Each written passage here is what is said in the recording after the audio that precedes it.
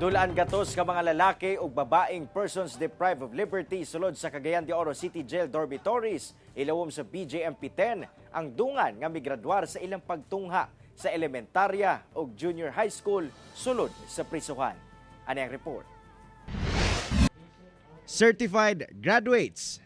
Kini ang nakabot karon sa 95 ka mga persons deprived of liberty sulod sa Cagayan de Oro City Jail, male ug female dormitory ilawom sa Bureau of Jail Management and Penology o BJMP-10.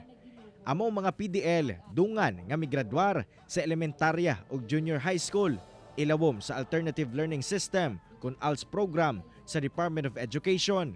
28 kanila ang migraduar sa elementarya samtang 77 ang migraduar sa junior high school.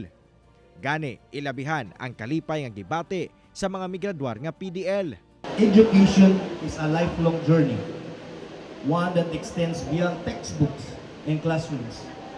It is about curiosity, critical thinking, and the desire to better ourselves in our communities. Let us use our knowledge to make the positive changes, to lift others up, and to build a future that we can be proud of. Nalipay sab ang mga kadagkuan sa BJMP sa kalampusan sa mga PDL. If there is willingness and determination, ganyan din kami noon. Kung may willingness, katalangan, determination to pursue your dreams and goals in life, makakamit mo yan. Nagpasalig sab ang Cagayan de Oro City LGU nga magpadayon ang ilang pagsuporta sa mga programa sa BJMP ngadto sa mga PDL. Ang atong plano, ang atong damgo, ang eskwelahan, atong ipaduol dinhi sa Lumbia na City Jail.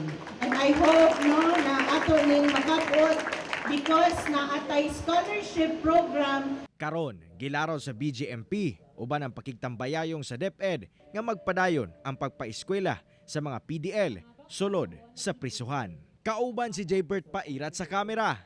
Ako si Cyril Chavez para sa One Mindanao.